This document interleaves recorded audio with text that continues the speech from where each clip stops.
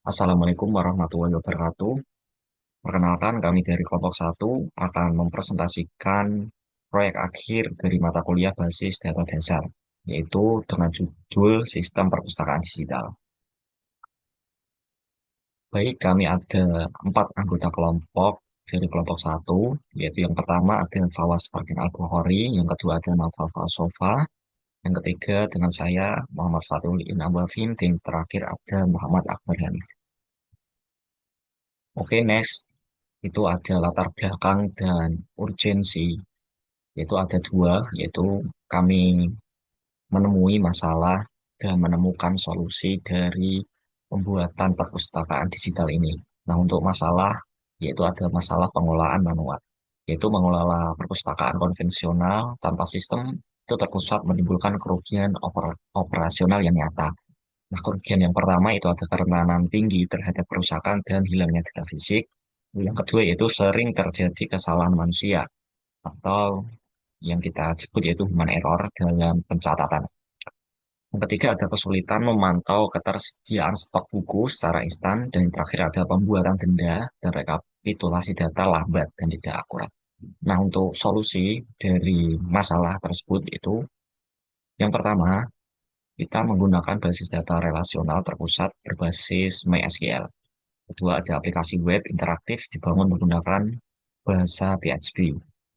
Nah, untuk yang ketiga, otomatisasi pengolahan data buku, anggota, dan denda. Dan yang keempat, atau yang terakhir, yaitu visualisasi dashboard untuk memudahkan evaluasi berkala.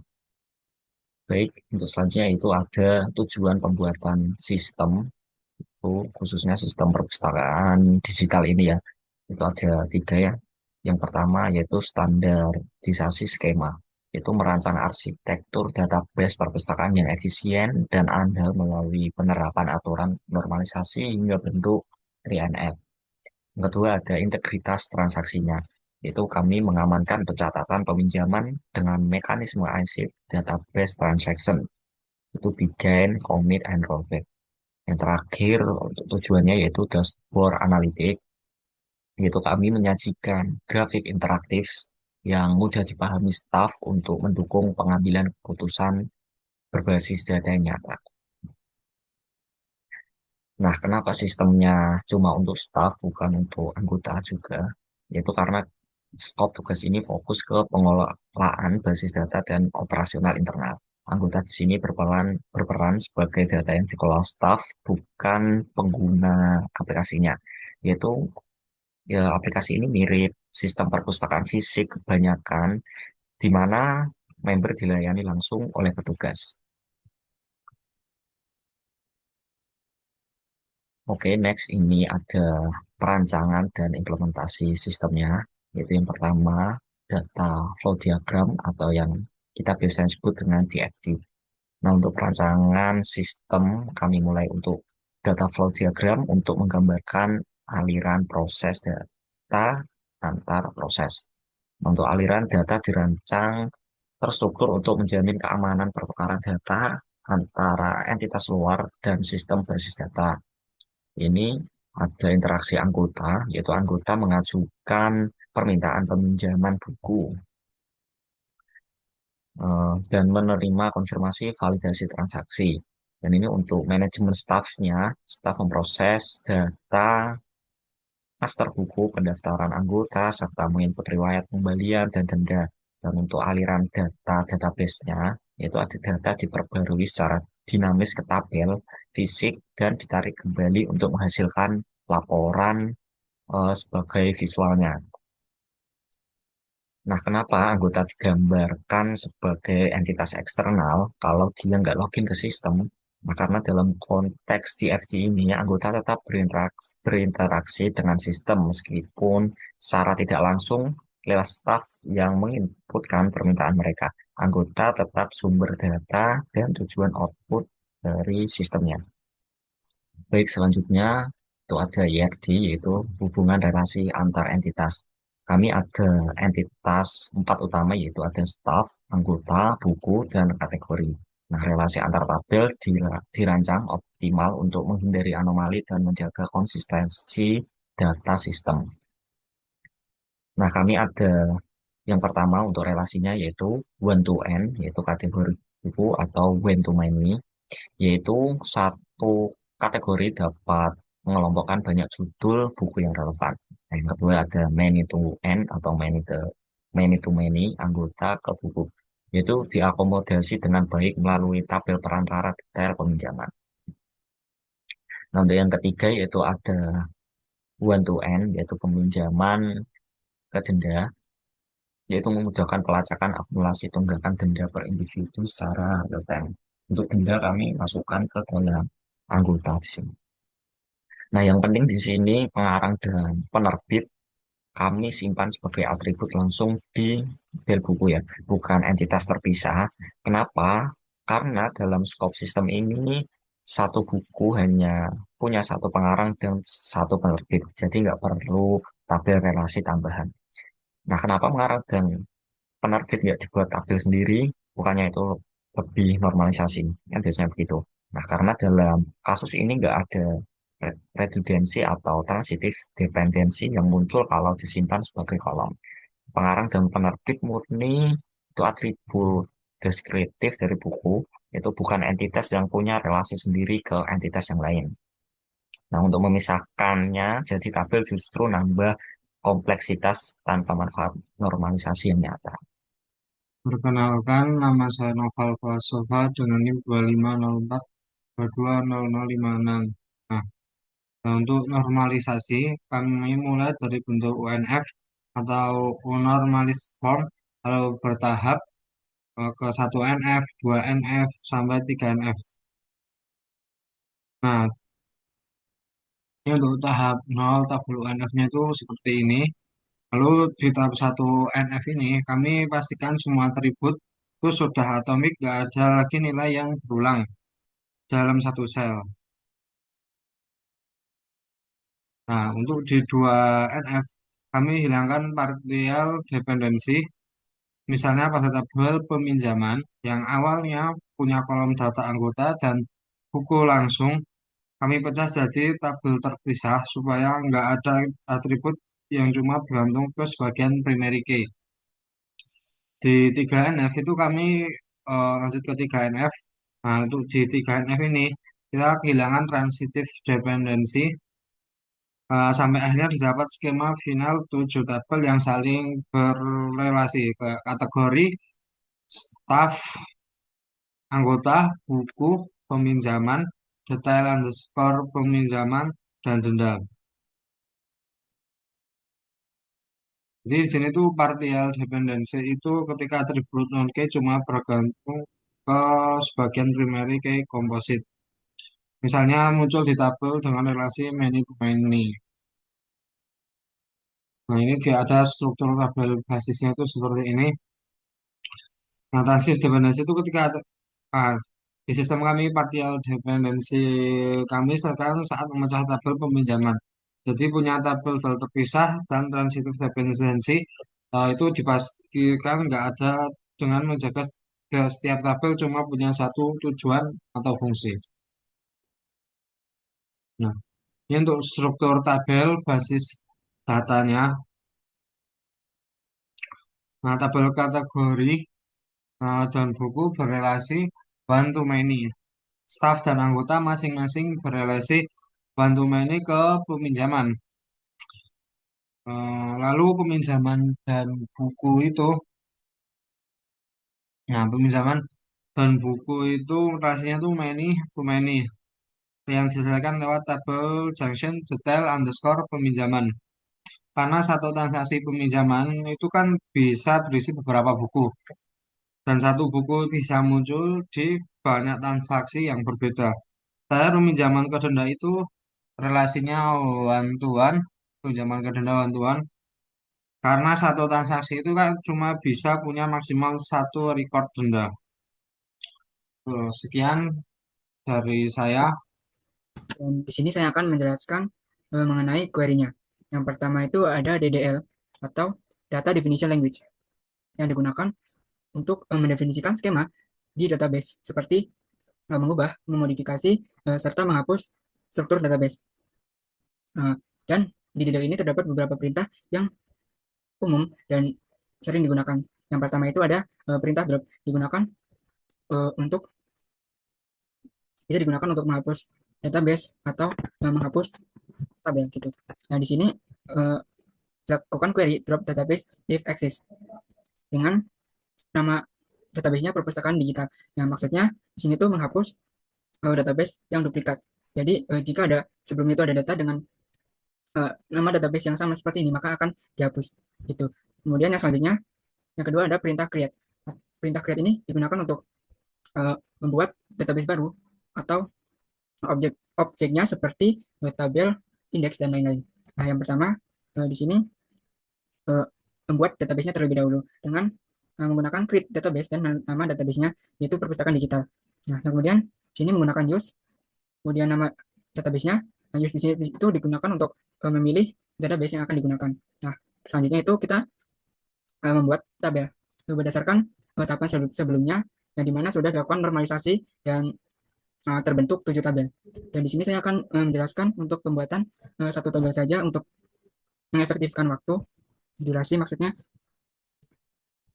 Jadi di sini untuk membuat tabel peminjaman kita menggunakan perintah create table dan nama tabelnya peminjaman. Kemudian kita isikan dengan kolom-kolom atau atribut dan tipe datanya. Di sini yang pertama ada ID peminjaman dengan tipe data integer dan not null. Artinya saat pengisian ID peminjaman itu tidak boleh kosong, harus terisi. Dan kemudian auto increment ini maksudnya jika ada data baru yang masuk, maka secara otomatis ID itu nilai ID peminjaman itu akan terus bertambah. Dan yang kedua itu ada ID anggota dengan tipe data integer, yang ketiga ID staff dan tipe data integer, yang keempat ada tanggal pinjam dengan tipe data date, kemudian tanggal rencana kembali dengan tipe data date, kemudian tanggal aktual kembali dengan tipe data date, dan yang terakhir ada status dengan tipe data enum yang terdapat 3 pilihan value, yaitu dipinjam, kembali, atau terlambat. Dan not null tidak boleh kosong dengan defaultnya dipinjam. Maksudnya jika saat pengisian status kolom status itu tidak diisi, maka secara otomatis database itu akan mengisikan si kolom statusnya itu dengan value dipinjam. Kemudian constraint dengan nama PK pinjaman ini digunakan untuk mendefinisikan si ID peminjamannya sebagai primary key. Nah, sehingga transaksinya itu akan unik dan tidak akan terjadi duplikasi. Kemudian constraint dengan nama FK pinjam ang digunakan untuk menghubungkan tabel peminjaman dengan tabel anggota melalui atribut ID anggota. Jadi artinya untuk setiap peminjaman itu harus berasal dari anggota yang terdaftar. Dan di sini on update cascade itu maksudnya jika primary key-nya itu jika nilai primary key-nya itu diubah pada tabel induknya, maka nilai foreign key-nya itu pada tabel yang berrelasi itu akan ikut berubah juga. Nah, kemudian jika on delete cascade, jika nilai primary key-nya dihapus, maka pada tabel induknya, maka nilai foreign key-nya pada tabel yang berrelasi juga akan ikut terhapus. Kemudian untuk constraint FK pinjam staff menghubungkan tabel pinjaman dengan tabel staff melalui atribut ID staff. Selanjutnya itu indeks. Kita buat indeksnya. Nah, indeks di sini itu bisa kita analogikan seperti daftar isi pada suatu buku. Jadi jika suatu buku itu nggak punya daftar isi, maka kita pasti bakal cari satu persatu halamannya. Nah, jadi sama halnya dengan indeks ini. Indeks ini itu digunakan untuk memudahkan database agar bisa mempermudah melakukan pencarian data itu. Nah, kemudian ini untuk query pembuatan tabel yang lainnya seperti ini.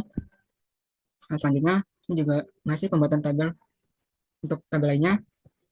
Dan selain perintah tadi itu ada juga perintah lain yang digunakan di DDL seperti alter yang dimana digunakan untuk mengubah tabel, melakukan modifikasi pada tabel seperti misalnya menambahkan kolom, terus menghapus kolom, terus mengganti tipe data dari kolomnya. Nah, selain itu ada juga rename Dename ini digunakan untuk mengubah nama tabel atau nama kolom juga bisa. Kemudian ada perintah truncat. Truncat ini digunakan untuk menghapus seluruh data yang ada pada tabel. Tetapi tabel dan kolom atau atributnya itu tidak ikut terhapus. Nah, selanjutnya itu yang kedua ada DML atau Data Manipulation Language, yang dimana digunakan untuk memanipulasi data di database. Nah, jadi di DML ini bisa melakukan operasi seperti menghapus, menambahkan, mengubah, dan mengambil data dari database. Nah, kemudian untuk perintah-perintahnya, yang pertama itu ada insert. Insert ini digunakan untuk memasukkan data ke dalam tabel. Jadi di sini misalkan untuk kita akan memasukkan data pada tabel kategori. Nah, di sini kita menggunakan insert into, kemudian nama tabelnya yaitu kategori, dan kita isikan dengan nama kolomnya. Yaitu ada nama kolomnya akan kita isikan datanya. Itu ada nama kategori, deskripsi, kemudian values, kita isikan data yang akan kita masukkan ke dalam tabelnya. Seperti ini. Di sini saya hanya menampilkan sedikit saja karena jika keseluruhan data ditampilkan maka tidak akan muat di PPT ini. Kemudian selanjutnya yang kedua itu ada uh, perintah update. Perintah update ini digunakan untuk mengubah atau memperbarui data yang sudah ada dari tabel di dalam tabel itu. Misalkan ada pengembalian buku. Nah, kita bisa melakukan update dengan seperti ini. Update, kemudian uh, tabel peminjaman, kemudian set isikan dengan uh, nama kolom dan nilai yang akan diubah. Sini tanggal aktual kembali diisikan dengan tanggal 8 bulan 6 tahun 2025. Kemudian untuk statusnya di sini kita ubah menjadi kembali. Kemudian where ini digunakan untuk menentukan data mana yang akan diubah. Di sini kita akan mengubah data dengan ID peminjaman 39. Nah, kemudian misalkan kita ada stok buku baru, ada tambahan stok buku gitu, dan kita ingin mengupdate-nya. Di sini kita bisa melakukan query seperti ini, update buku, kemudian kita set data yang akan diubah yaitu pada kolom stok, yang dimana nilainya itu stok ditambah 3. Artinya ini jumlah stok baru itu ada 3 buku. Kemudian where datanya itu berasal dari ID buku dengan ID buku 11 dan dengan deskripsi buku paling populer dan nama bukunya Atomic Habits. Kemudian misalkan kita ingin mengupdate data anggotanya yang dimana sudah non aktif gitu, sudah tidak aktif. Di sini kita bisa melakukan update dengan update pada tabel anggota, kemudian set untuk data ubah yang akan diubah itu statusnya kita ubah jadi non aktif. Di mana datanya itu dengan ID anggota 46. Misalkan kita ingin misalkan ada seorang yang terlambat membalikan buku dan kita ingin mencatat pembayaran dendanya. Ini kita bisa melakukan update pada tabel denda dengan set dengan nama kolom tanggal bayar sama dengan data tanggal saat ini, kemudian kita isikan dengan tanggal saat ini atau pakai current date ini, kemudian status bayar kita ubah jadi sudah bayar, dan dimana datanya itu dengan ID peminjaman 20 dan statusnya itu belum bayar. Nah, kita langsung lanjut ke perintah selanjutnya aja, yaitu delete. Nah, delete ini digunakan untuk menghapus data dari tabel itu. Misalkan di sini kita ingin menghapus buku yang sudah tidak tersedia atau stoknya sudah tidak ada gitu misalkan. Nah, jadi sini bisa menggunakan perintah delete from, mengambil dari tabel buku, kemudian di mana dengan stoknya itu sama dengan 0 dan ID bukunya itu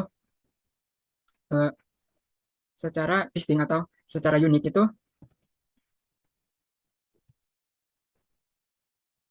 berasal dari detail peminjaman atau tidak berada pada data dengan ID unik, ID buku yang unik berasal dari detail peminjaman. Kemudian di sini batasi dengan limit 1, hanya menghapus 1 data saja. Kemudian misalkan kita ingin hapus data anggota yang sudah tidak aktif lebih dari 1 tahun misalnya. Sini menggunakan delete from, delete, kemudian from mengambil data dari anggota, tabel anggota yang dimana statusnya itu nah, sudah nonaktif dan ID anggotanya itu tidak secara distinct, secara unik ID anggota itu dari peminjamannya di mana statusnya itu dipinjam. Jadi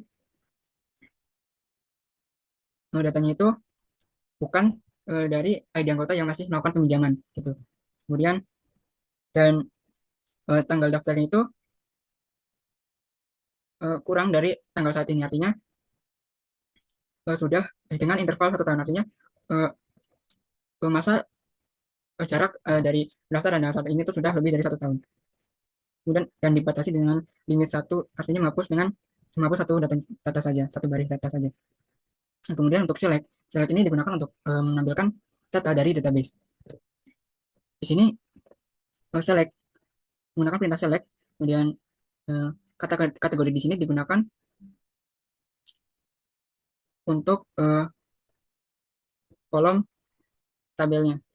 Untuk nama tabelnya seperti ini, dengan outputnya nanti akan seperti ini. Kemudian as tabel, nama kolomnya itu menjadi tabel. Kemudian as total baris, nama kolomnya total baris. Kemudian mengambil data dari tabel kategori. Kon ini untuk menghitung jumlah seluruh baris yang ada pada tabel. Nah, dan untuk tabel-tabel selanjutnya seperti ini. Jadi ini query untuk melihat jumlah atau total data yang ada pada masing-masing tabel. Dan di sini untuk outputnya jadi seperti ini, di mana kategori itu ada total 10 data atau 10 baris, nah staff dengan total data 5, anggota dengan total data 52, dan yang lain-lain. Oke, sekian dari saya. Baik, jadi ini adalah gambaran demo aplikasi sistem perpustakaan digital yang telah kami buat. Yang pertama, jadi nanti di halaman pertama itu terdapat semacam uh, menu untuk memasukkan username dan password. Jadi para staff itu pertama akan memasukkan username dan password mereka. Lalu setelah itu mereka akan langsung diarahkan ke halaman utama yaitu dashboard. Jadi di sana terdapat uh, jadi itu langsung memberitahu mereka total judul buku, anggota yang aktif, terus berapa buku yang telah dipinjam, sama tunggakan denda. Lalu di bawahnya tuh ada tabel yang menunjukkan peminjaman terbaru, lalu ada top 5 buku populer, dan pemberitahuan terkait dengan stok buku yang tersedia. Lalu nanti ada menu manajemen buku, ada menu manajemen anggota, manajemen pinjaman, dan laporan. Jadi di sana akan lebih terlihat jelas terkait dengan eh, operasional yang dilakukan oleh yang bisa membantu operasional sehari-hari bagi staf perpustakaan. Mungkin cukup sekian dari saya. Baik, yang terakhir yaitu ada kesimpulan dan saran dari proyek kami yaitu perpustakaan digital. Nah, untuk kesimpulan dari perpustakaan digital ini yaitu arsitektur database relasional ini memberikan peningkatan fungsional yang signifikan. Yang pertama, database 3NF berhasil melenyapkan anomali data serta mengefisienkan penyimpanan memori. Yang kedua, yaitu mekanisme transaksi ISIT menjamin konsistensi stok buku dan validitas data riwayat peminjaman secara presisi. Yang ketiga yaitu ada sistem otomatisasi kalkulasi dengan mempercepat laporan keuangan secara transparan. Nah, untuk saran pengembangan dari perpustakaan digital ini, yaitu kami guna memaksimalkan dampak penggunaan aplikasi ke depannya, yaitu yang pertama ada portal anggota mandiri. Nah, untuk fitur penelusuran koleksi buku dan riwayat transaksi personal secara mandiri. Nah, yang kedua, munculnya notifikasi WhatsApp atau email. Itu sebagai pengingat otomatis saat mendekati batas akhir tentang peminjaman buku. Jadi misal terakhir pada tanggal 30, jika dia belum mengembalikan pada tanggal tersebut, kami akan mengingatkan atau muncul notifikasi dari WhatsApp atau emailnya. Yang ketiga yaitu ada integrasi scan barcode, yaitu mempercepat inputting data buku fisik serta proses sirkulasi transaksi di kasir. Baik, demikian presentasi dari kami yaitu kelompok 1. Kurang lebihnya kami dari kelompok satu mohon maaf apabila dalam pembuatan sistem perpustakaan digital atau dalam mempresentasikan ada kekurangan. Kami mohon maaf dan terima kasih. Wassalamualaikum warahmatullahi wabarakatuh.